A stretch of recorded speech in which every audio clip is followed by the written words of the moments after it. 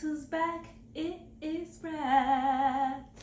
Hey, what's up, y'all? It's Brat in the building, coming to you with 5 dance resume / CV tips, okay? This is something you should always be doing, especially if you are actively looking for work, yes? Got our handy dandy notebook here because, as always, we are prepared. So, first thing, every time you get a gig, so say you just worked the BET Awards, right? Update your resume immediately. And I say this because if you do it, you know it's on there.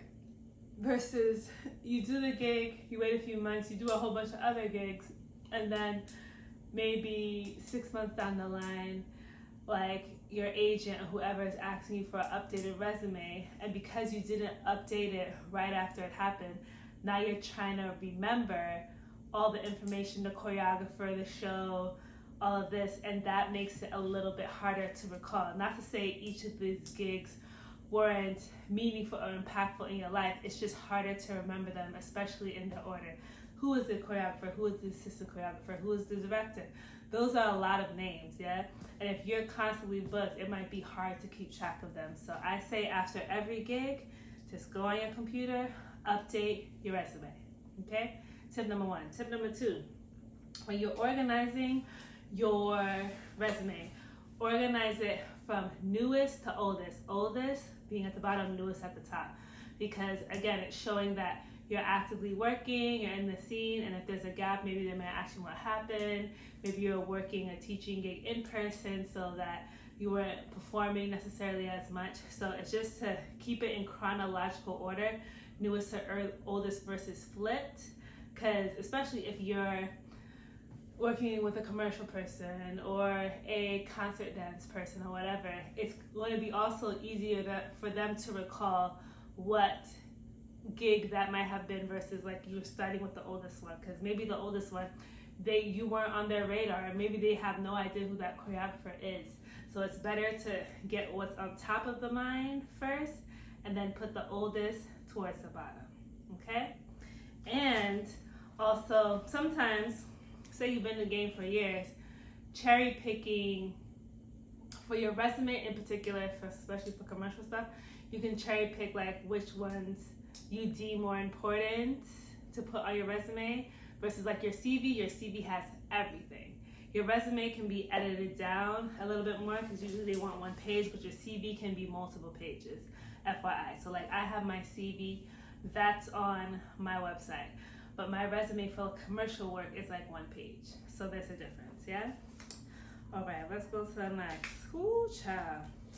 So we got chronological order, update every role.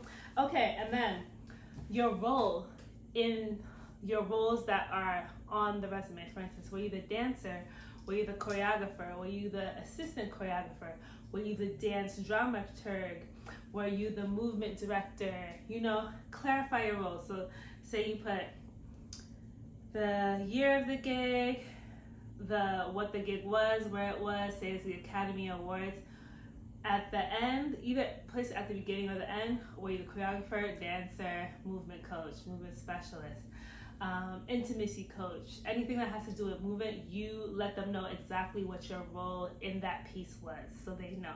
Like, because if you're hiring, they're looking for a choreographer, like they wouldn't know that you do choreography. You just don't list and then don't put the role. And also you organize the resume or CV in the order of the subject, right? So like if these are choreography gigs, they get listed together. Performance gigs get listed together. Commercial work, say like actual TV commercials, media campaigns, say you work with Target, those are together, all in the resume, yeah? So you segment them and then you still put them in chronological order, okay? All right, so clarifying your role is really important.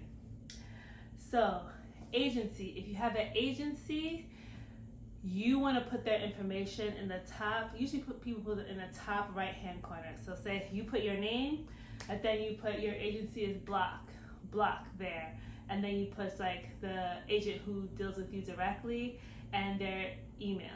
So it'd be like, Brat, good to go. My agent, say my agent is Laura, and then I put Laura's email in there because they'll be contacting them directly versus emailing me, because that's what the agency's for, right? The agency's for negotiating your contracts and making sure everything's okay and on the up and up. So you put their information. Now, if it's you don't have an agent, you put your name and your email. I do not put my phone number on resumes. I don't think that's needed anymore, especially because you have email. Like putting your number is a little bit, I don't want to say, it leaves you in a vulnerable position, so I prefer you to email me than have my number, yeah? Some people put their number, but I haven't seen that in a while, so definitely name and email. And if you have a website, you can also put it there. So, and lastly, skills. After you've listed out all your jobs, then you put your skills. So your skills can be, like for instance, I'm a beginner at ASL or sign language. That's why in the beginning I used to spell my name out. So that's a skill. I can sing, that's a skill. I do capoeira, which is a Brazilian martial art. That's a skill.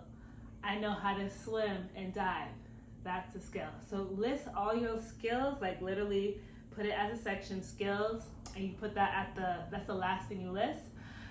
Maybe you do double dutch, maybe you specialize in light feed, maybe you're an amazing cook.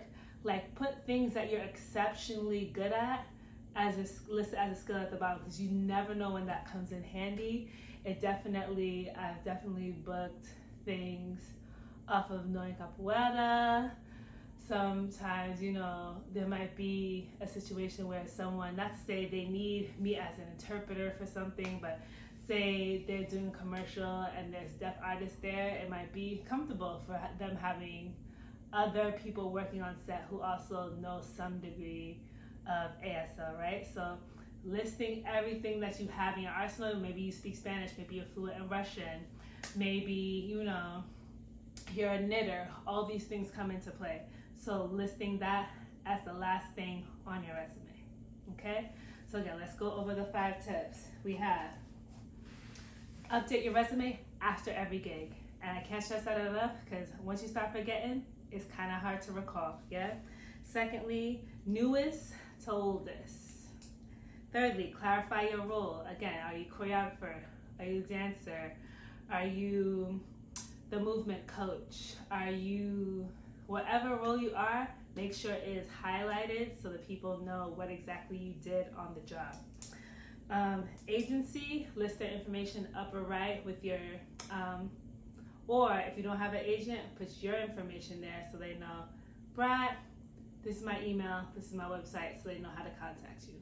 Don't put your number, just saying. And lastly, list your skills. And again, your skills go after all your jobs, usually towards the bottom. If this is a CV, because CVs are usually one page, this is a resume. Resumes are only usually one page. So you put, that's the last thing. If it's a CV, CVs can be pages long, because it's literally supposed to be all the jobs you have done in your dance career. So again, that can go towards the end. Okay? All right, I hope that was helpful. And if you have any dance, resume, or CV tips, please put them in the comments. I'm always trying to have my resume be the best it can be. So if I need to learn anything, please share. All right, guys. Thank you. Bye.